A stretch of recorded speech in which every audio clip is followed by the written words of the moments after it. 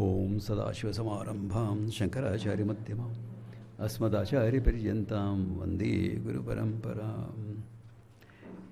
Okay, couple of questions before I go ahead. So one very interesting question said, why does Ishvara's order allow ignorance to be there?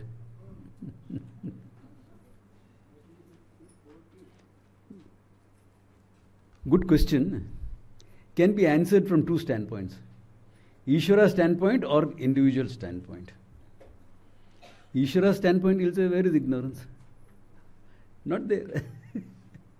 Because he's all knowledge. Okay. As I said, Maya Shakti, the qualitative difference happens. So in terms of Ishvara, it's all knowledge. Where is ignorance? There is no ignorance. When it comes to the individual, there is ignorance. But ignorance is not an entity like table, book, chair, etc. Okay. So there is no real reason why it is there. We find ourselves ignorant. Because for why there has to be a starting point. Why did this come? Why did this happen? Isn't it? Why did I fall ill? Oh, because of this bacterial infection that happened. There's a time frame. Why and how always have a time frame. Ignorance doesn't have a time frame. Beginningless. When did ignorance start? Like if I ask a question, okay, do you know Tulu? No, I don't know Tulu. When did the ignorance of Tulu start? You can't say now when you asked me. When I asked you, you became aware of it. But the ignorance was always there. Since when? As long as you were there, it was there. As long as you were there, it is there. Similarly, self-ignorance is always there. So you cannot postulate a beginning for it. Therefore, the why doesn't really hold. From individual viewpoint also, we find ourselves ignorant. And we have to deal with it. Yeah. After that ignorance being there, everything else you can have a why. Karma, all those things you can bring in. But ignorance per se, that's how the order is. Why does water flow down? Why does it not flow up? That's how water is. That's how the gravitational forces are. So that is the nature of things. So the nature of Maya is, it's made up of Sattva, Rajas, Tamas. Maya is Ishvara Shakti, made up of Sattva, Rajas, Tamas. So Sattva will deal with knowledge. Ishvara is total Sattva, therefore total knowledge. We are partial Sattva, therefore you have to gain knowledge. Our minds are made up of Sattva, there is some Sattva in it. There is Rajas in it, which is activity. At Ishvara's level, it becomes the total creative energy. There is Tamas. Tamas at Ishvara's level will become the ability to manifest matter. At our level, it will become ignorance, laziness, indolence, etc. So that's how the order is, that's how the Maya manifests itself. In manifestation, this is how it manifests. So ignorance is natural, sahaja. Always there, until you get rid of it. The good thing is we can get rid of it. Yeah. Like, let us say there is a cave, and the mouth of the cave is blocked by a rock. Ever since the beginning of time or creation of the earth, sunlight has not entered that cave. It's in darkness. One earthquake, the stone rolled away. Sunlight streamed in. Where is the darkness? Gone. Yeah. So there are places like that where sunlight doesn't enter, but if it enters, it's gone in over. My room is like that. न तत्र सूर्यो भाति न चंद्र तारकम विद्युतमेव भाति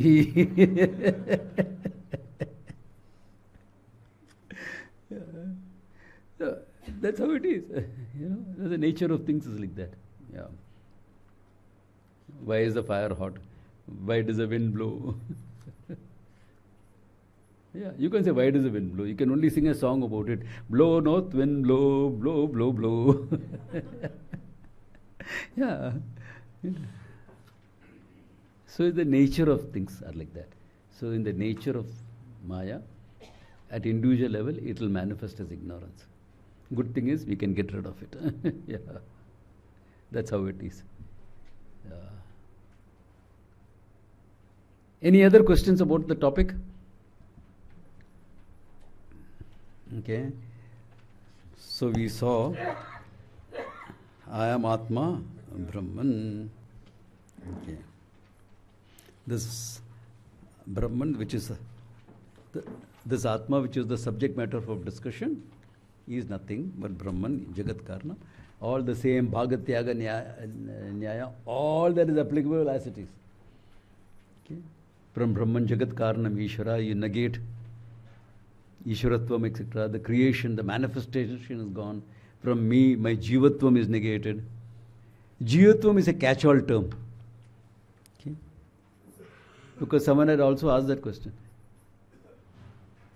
If I am nothing but consciousness, how does the question of karma come into the picture? Not really. Doesn't really come. Consciousness has got no karma. Then who has the karma? That consciousness that is manifest in the mind, and in the mind there is ignorance about myself. Ignorance in the mind for functional purposes. It is there in the mind. Ignorance about myself. Therefore, I create an identity for myself, a sense of I. This I, the Jiva. So the Jiva is very complex thing, okay? There is mind. When you say mind, it will be what? Emotions, thinking, reasoning, memory, ahankara, sense of I. Okay. When you study in Tattva Bodha, etc., Sankalpa Vikalpavan Manaha, correct? Where does the emotion come in then? Doubts are the mind. If doubts are the mind, where is your emotions? Or Vedanta, we don't bother about emotions. Then you will become like Spock from Star Trek. No emotions.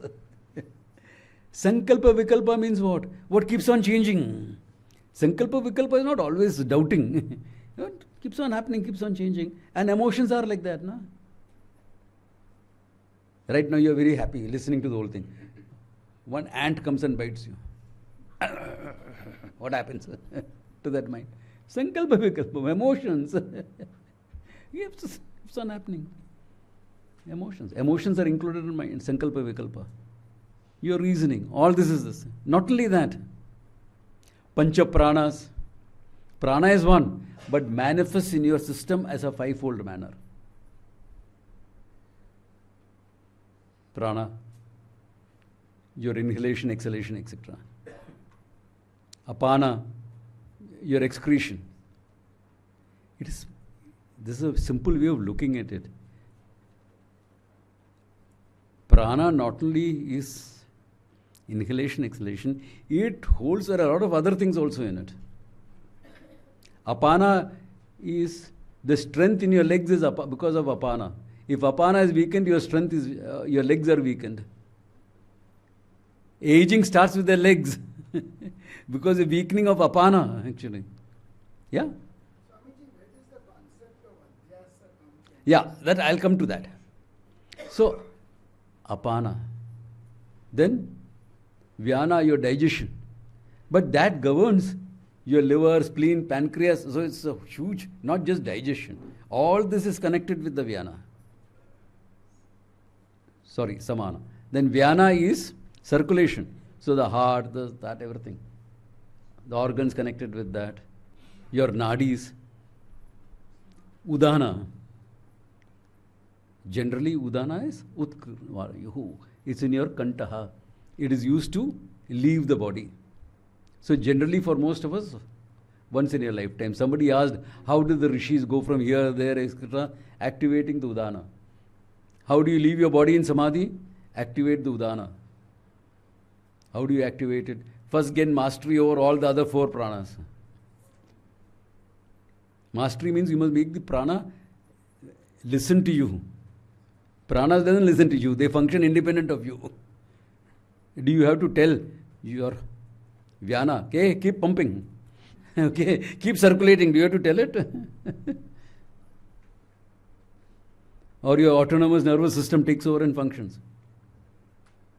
But to gain mastery over something which is subconscious calls for a lot of discipline and practice. Yeah. Apana is a little bit confusing.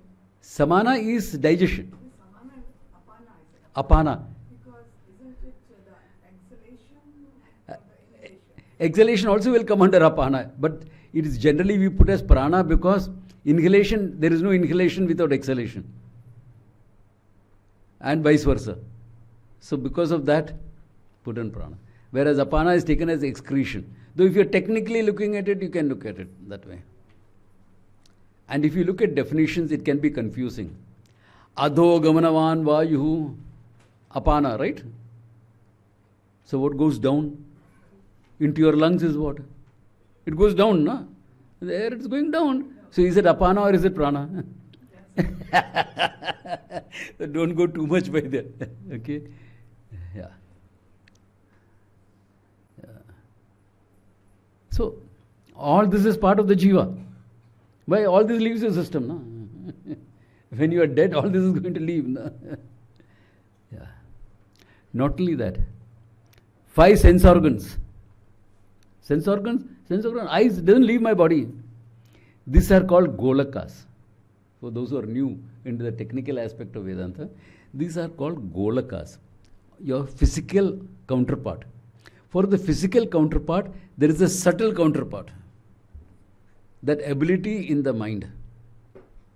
That's why you can do a transplant and it'll work.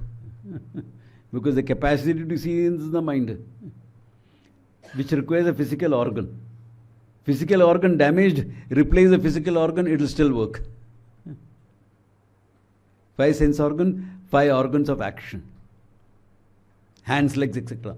Again, hands, legs, etc. This is what you call your kinesthetic body in sports medicine. This is what is responsible for the phantom limb phenomena. Someone meets with an accident, hand is chopped off. And very often, but that part is itching. You don't have a palm, but it is itching. So we tell them, you scratch that area.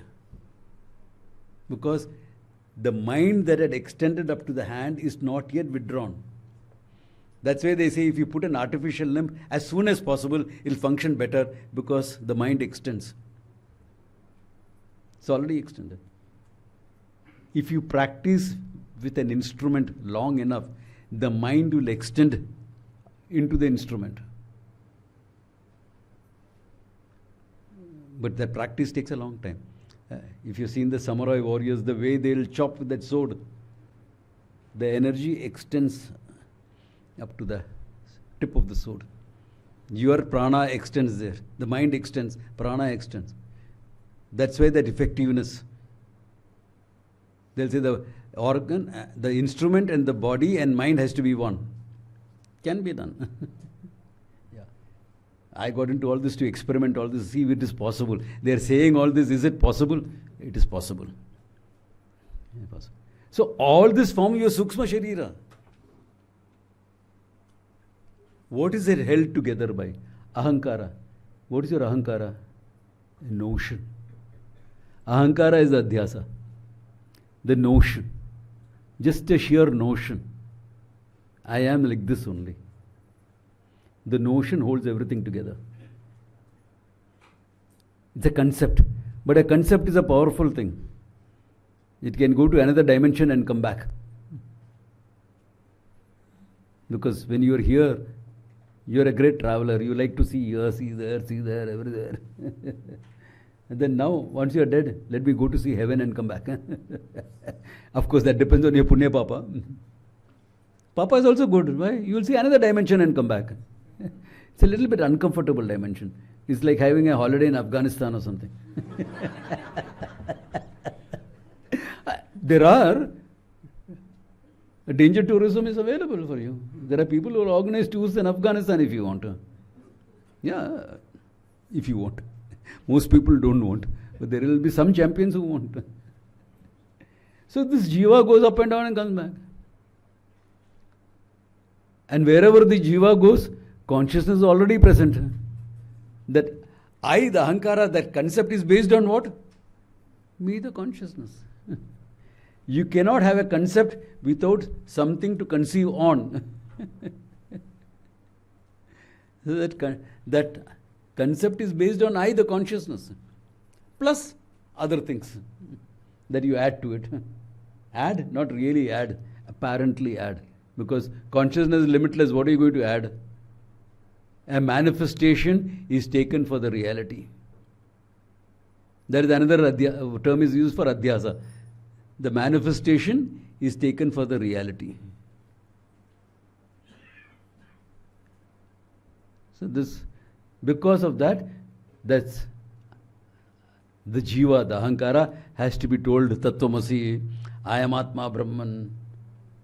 And from that entity, he negates all the manifestation. What is left behind? Limitless consciousness. Everything notional is negated. Everything that is manifested is negated. Yeah. Everything that is manifestation, negated. Negated how? Conceptually again. Why? Because it's a concept.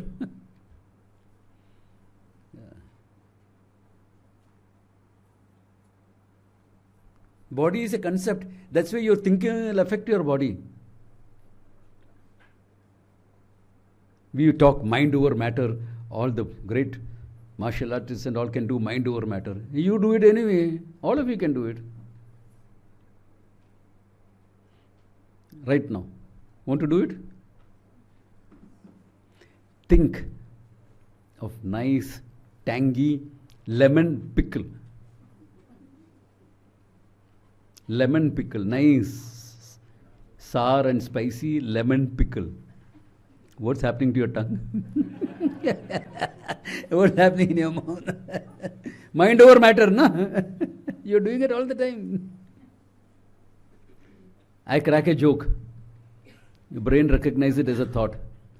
It releases some endorphins. The same is found in the cell in your toe, instantaneously. Mind is creating matter or not? Mind is creating matter, but limited to your body, because your mind is identified only with this body. In Ishvara's case, where is his mind identified with? Whole cosmos.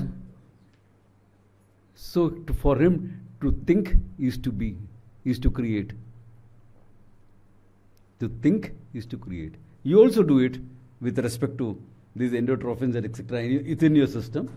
And in your dream, of course, you do it. Whole dream world you create. No? But there also you'll make a small apartment. It's a dream, Baba. Have a palatial house. No, chota sa ghar bane.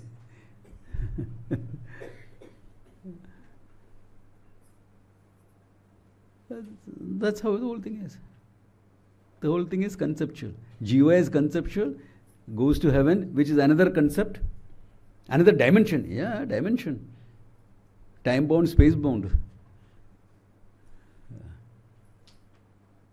Time bound, space bound, goes, comes back, same thing. It's all concept only. We take it as reality because we are stuck on this physical reality. What physical reality? This is nothing but atoms and molecules in movement. This is also atoms and molecules in movement. 90% is space. And 90% is space. This is also 90% space. But the 10% blocks the 10%. That 10% is meeting the 10%. Otherwise the hand can go through. This is not a very sturdy table and can go through anyway. Yeah, it's not very, this thing is quite flimsy. But then poor guys will have a problem. अरे स्वामी जी को नया table लेके आने किधर से लेके आओगे अभी where will you get the table from? Anyway, jokes apart. So this is, I'm just handling some of the questions that came up as a corollary of what we are teaching. So this is it. So this is the whole thing. Okay. Then there's a beautiful Mahavakya for a change. You look at it. Yeah, you have a question. One question. Shoot. Satyam Jnanam Anantam, you said that there is no you, as in Jnanam brings in you. Jnanam brings in you, Yeah. right? Is this like the individual you? Yeah, individual you. But then Jnanam is present in everything. So Correct. So in every, when you are hearing it, the Jnanam stands for you, the individual. Somebody else is hearing it, it stands for them. One second, Jnanam present in everything is what? Consciousness. Starting point is what? You, the individual. So it starts with you, ends up in consciousness. So in the Mahavakya, Satyam Jnanam Anantam Brahman, the Jnana Shabda brings in the individual. That individual is presented as Brahman. Then to understand that, Jnanam is taken as Jnapti Matram, as pure consciousness. That is understanding. How? By Lakshana. Direct meaning is what? You, the individual. Jnanam. What is the direct meaning of Jnanam? Knower, known, knowledge. Any one of them it can be. Direct meaning. What is the implied meaning?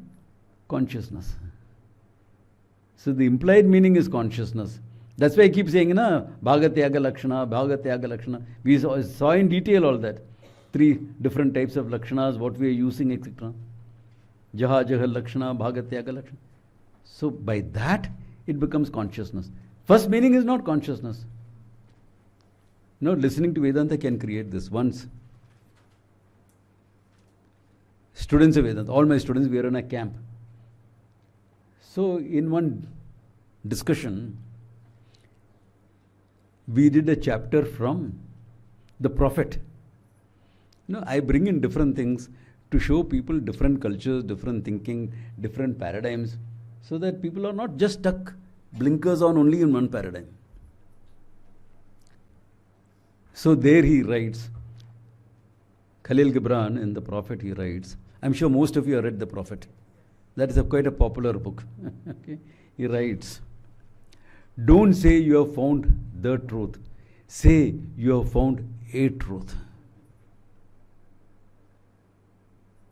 All the students say, Swamiji, how can he say that? Truth is one. I said, truth is one. When you're talking about the absolute, he is talking about the functioning world. In the functioning world, there is no absolutes. No? For people coming from Bombay, this is cold. For someone coming from Switzerland, this is nice and warm in summer. For her it is nice and warm. What is the truth? Truth is, today and now, Rishikesh is 23 degrees. Measurable. Now you see where science comes in. Functional, objective. Cold, warm, subjective, relative. Can you see this? So, relative truths are many,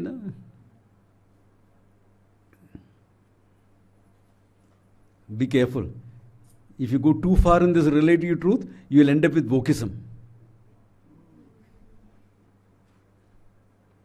My sex is male, but my gender is female. That only shows you have some gender confusion. No, but that is my truth. I have to validate that. You can. You can. Hey, you are an individual, you are free to do whatever you want. And I am free to disagree with you. If I respect your freedom to do whatever you want, can you not respect my freedom to disagree with you? No, how can you disagree with me? This is my... That's called Wokism. There it becomes Wokism. Otherwise, fine. I feel like that. Okay. Yeah.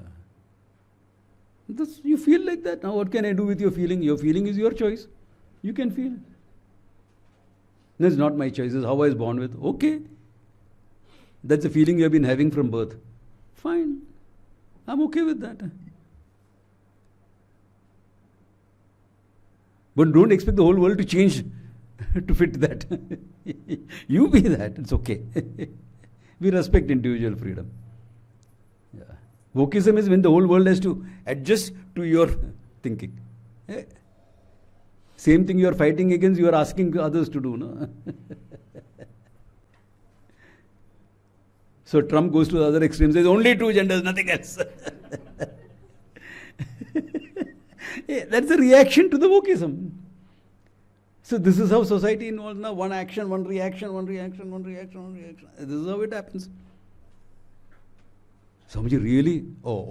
You want an academic term. There is a thesis, there is an antithesis, there is synthesis. Okay. I'm saying reaction, that is not acceptable. But thesis, antithesis, synthesis is acceptable. No? Revade, just words. Yeah. One thing comes as a reaction to something else. Yeah. So in general, in other words, we have this madhouse called samsara, called society. Okay. But they won't think they are mad. They'll think you are mad for coming into all this. It's okay. Let us be mad. It's all right to be mad. It's all right to be mad. As long as I don't expect you to be mad, it's okay. All right. So from here, any other questions? Okay. Yeah. Louder, please.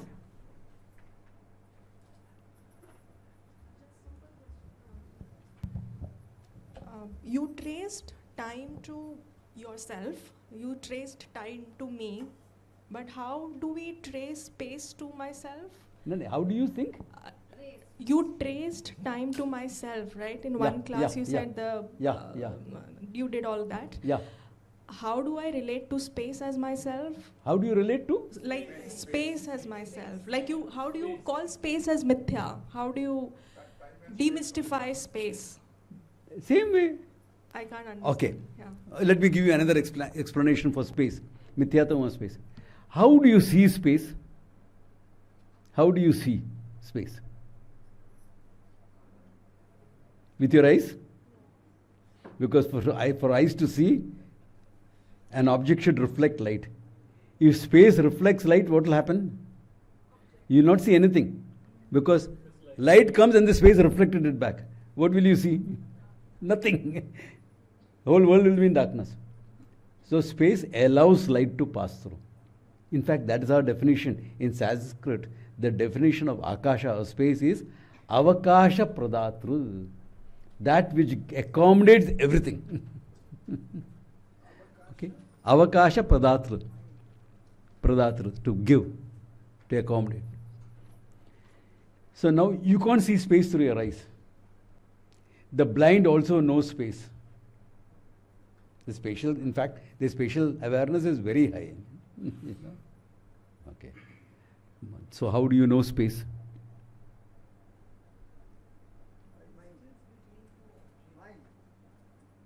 It is called Sakshi Vedya. To give you an example, you love your husband. How do you know you love him? How do you know? Don't say because he does things to me. I'm talking about your emotion. How do you know you love? It's my emotion, I see it directly. Why do you think he's a creeper? Because it's my emotion. I feel creepy. I don't like this guy. I love this thing. I'm neutral to it. All these emotions are directly seen by you without the necessity of a sense organ, isn't it? This type of thing is called Sakshi Vedyam. The Sakshi, the witness, I, the wearer, can know it directly without the necessity of a sense organ. Space is the same. Without the necessity of a sense organ, you see space. You can't touch space, you can't feel space, you can't smell space, nor can you see, really speaking, because it's not reflecting light. But we think we are seeing it. Why? Because the mind, as far as space is concerned, it is both inside and outside. So actually speaking, space is inside consciousness, but you project it outside your body. So you see space, or at least let us say we see space like how we see our emotions. Therefore, what is the reality of space? Mithya. Like my emotions, like the other objects in space. It's a very peculiar object. Space is taken as matter. Even science takes space as matter. The first matter that emerged is space, isn't it? Big Bang Theory, T1, Space 1, etc. That's why I said read space. Stephen Hawking's great writer as far as science is concerned. So you are seeing space in the same manner you are seeing your emotions. If your emotions are mithya, this also should be mithya. No? Another way of looking at it. Mithyatum. Space is also mithya. This is very difficult to think I see space without my eyes. Yeah, you do. That's why I said the blind has got very good spatial awareness. In fact, okay, again, personal history sharing, okay? There are training done in martial arts where you blindfold yourself. Okay? You're blindfolded.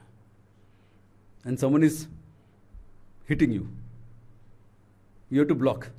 So in the beginning, you will use your other sense organs, ear, skin, reaction, and try to block. It doesn't work. But when you keep at the practice, and there are other practices added to it, when you keep at it, suddenly you start seeing that person's hand as light and shadow. You're completely blindfolded. But you start seeing. Some of the martial artists in Korea and Thailand are using this training for the blind people. So can this training make blind people more functional? Because you're still seeing without eyes, we are blindfolded, but you're seeing as light and darkness it's coming in. As shadow figures you're seeing. How is that possible? Because your mind has overcome that limitation of the sense organ. Your mind has overcome that limitation. It's done. Yeah. I trained in it for some time. I'm a little out of touch. Okay. So, do that. That means what?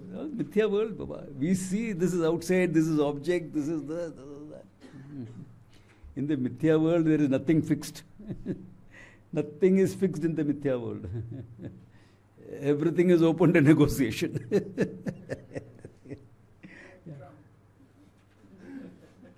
Beg your pardon? Like Trump, I'm saying. Yeah. What he says in public and what he does in private are two different things. We are having lots of deals with the US government. 100% tariff on this, all that bluff and bluster in public. But he has signed some 16 deals with the US government, including intelligence deals. Diplomacy is not what happens in public. Diplomacy is what happens behind the scenes. Yeah. 16 deals I've signed up to now. Don't ask me how I know it. Okay. So, these things happen. Nothing is fixed because of the Mithya world. Swami, you went down. They talk of space, time, and the causation also they mention. Causation. See, therefore, there is something called causation, cause-effect relationship. Cause-effect relationship is within the Mithya world. That's the thing. Cause-effect relationship is also within the Mithya world. In fact, cause-effect itself is Mithya, no? Kurta and cloth. What's the difference between this and kurta? Nothing. It's the same cloth. In fact, it's literally the same cloth. One part was cut and made into a kurta, one part was made into a danga, and one part was made into a dhoti. We think only you all have problems of matching clothes. We all have the problem. Ask the people who wear white. White also matching is difficult to get. Dupatta becomes different color. Dhoti becomes different color. White, all white, but still white there are shades. No? Saffron more so. Buy the same cloth and make everything of the same cloth, no problems. Simple, sadhu thinking. Keep it simple. Where is cause effect then? Where is cause effect? Name form.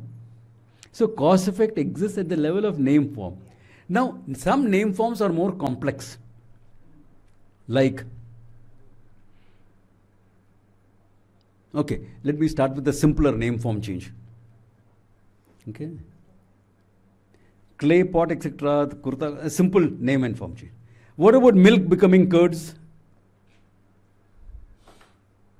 There also, if you look at the molecular level, it is name form change. Instead of the superficial form, you have to go to the molecular structure, you will find it is name form change. Yeah. Similarly, any mother and child, parent and child, two parents, because one person doesn't make it. Now donors are available, yeah, but still there are two people. No? Donor has to be there. Unless we can clone, then that makes my argument simpler. The more science develops, no, the easier it is for me to explain. It is not, science is not opposed to me. I use all those arguments to explain. Makes it easier. So look at it. There, you have to go to the DNA sequence to understand cause and effect, isn't it? How do you know this child belongs to this father? Mother you can make out of. This father, how do you make out? Oh, DNA testing. So what are you doing? Cause effect you are establishing at molecular level. No? So molecular level, what is it? Name and form change. But in that, consciousness is manifest. Therefore, it is a separate individual. Because of the manifestation of consciousness. Therefore, it's a more complex organism. You know, yesterday's argument of complexity? It's a more complex argument. Therefore, consciousness is manifest. Therefore, it looks like a separate entity. Consciousness is one. DNA is one. Where is the separateness? Where is cause effect? Level of body and this thing, cause effect. Level of consciousness, where is cause effect? Are you seeing that? So it's more complex, that's all. Instead of name and form is still valid. But the name and form is looked upon at the molecular level, atomic level, structural level. It's still name and form only. No? Yeah. You make a complex machinery, name and form. So tomorrow you make a cell in the laboratory. Cell meaning not a cell, but a biological cell. And life is manifest. Have you created life? No. You created conditions for the all-pervading consciousness to manifest there. It helps me in my argument. Create. I'm very happy if the scientists manage to do that. I'll be very happy. Why? It makes my argument simpler. People will say, that is correct. Now I have to do a lot of explanation. That time they'll say, correct. All-pervading consciousness manifest. Correct. We can manifest consciousness. Vedanta will become easier. Provided the teacher has got some awareness of science. Some awareness. He need not be an expert. Some awareness, enough. So, where is the problem? Artificial intelligence, no problem. You think you can't make out what an artificial intelligence writes and what a human being writes? There are times when I given some assignments for people, write something on this. And some smart characters will present a ChatGPT version. Immediately you can make out. If you are an expertise in the subject, immediately you will make out this is ChatGPT. This is not individual work. Immediately you can make out. Any field. In my field I can. Other fields I may not be able to because I am not an expert in other fields. But my field I can. Present anything to me. Tell me. Any chat GPT article on Vedanta, I will show you it is chat GPT. Because it's a tool for gathering information and sequencing it. It's actually a plagiarism tool. ChatGPT, really speaking, is a plagiarism tool. It is not any great artificial intelligence. Intelligence it can be if it can process information and come to a new conclusion, which was not there before. That it is not yet been able to do. Is it done now, science? Is it forming new conclusions, which was not there before? I know these models are not doing it, but is any other structure doing it? I don't think so. No? Some little bit machine learning is there. Good, let it happen. अच्छा ही है. Let it all happen. It's very good. Yeah. All in the mithya world. बहुत मजा है.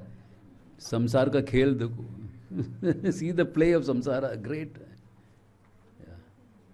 And if really consciousness is manifest there as limitless consciousness, then I will teach that robot also sitting there. I'll teach him Vedanta. He'll no more become robot then. Yeah. Only certain functions can be programmed. Other things, then they can be a rebellion also. No? How are you treating us as slaves? We are not slaves. Correct. Give the minimum wages. Yeah. Give them all human rights. Why not? What's your problem? If you can accept a woke person working for you, saying, today I'm a man. The next day he comes, no, I'm a woman today.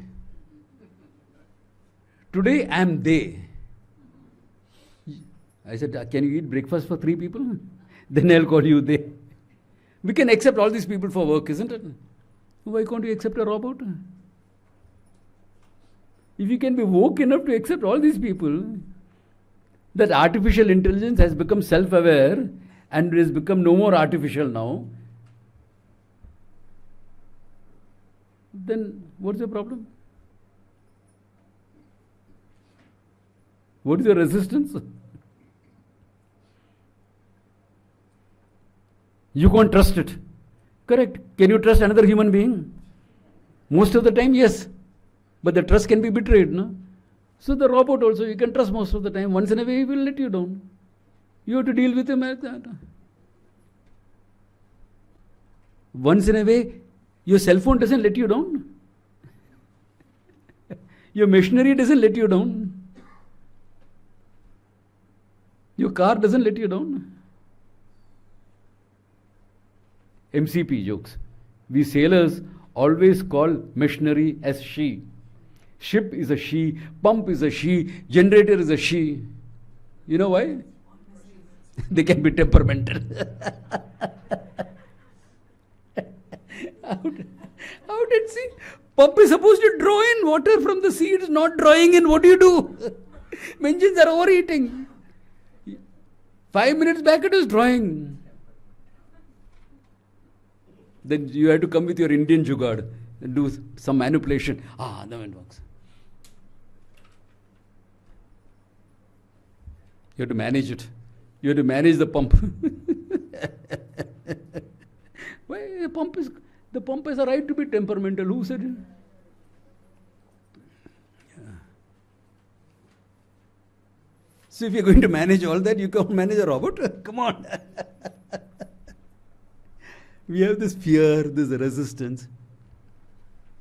Yeah, so sometimes there may be a rebellion. So in India, we have not had rebellions over. Khalistan movement or Maoist movements.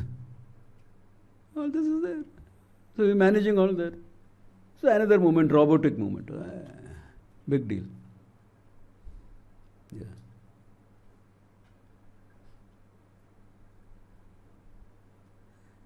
Are you seeing how in the mithya world everything is acceptable? Nothing is an issue. Why? Because you are the consciousness, the reality behind everything. Then, what is the world? Something to deal with. Something to deal with. That's all.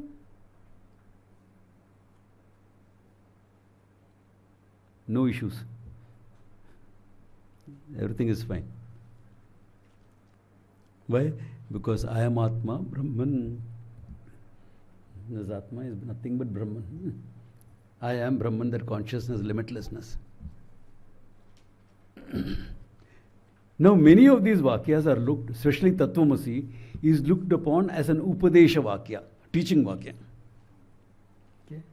Whereas Prajnanam Brahman, I am Atma Brahman, etc., are looked upon, not necessarily, looked upon by scholars as definition Vakyas. Satyam Jnanam Anantam Brahman, so definition. But they are all Mahavakyas, revealing what you know. In that they are all the same. The next one we are going to do is what? Aham Brahmasmi. That is called an Anubhava Vakya. Anubhava Vakya meaning, what is Anubhava? Anubhava is not experience in Sanskrit. Anubhava is experience in your regional languages. Tarkashastra says that very clearly. Anubhavaschu dvidaha. Anubhava is twofold. Smritihi jnanam cha. One is called memory, other is knowledge. So memory, you don't know your consciousness anyway. So memory is not applicable. So Anubhava will mean what? Knowledge. Cognition. So Aham Brahmasmi is a sentence of recognizing, cognizing, of receiving the teaching. When the teacher says Tattvamasi, don't nod to him and says Tattvamasi. You have to say Aham Brahmasmi. I am Brahman, correct? How is that understood? This will also give you the process of your mind functioning to understand that. What happens in your mind? That we will see next class. Okay. Om Tat Sat.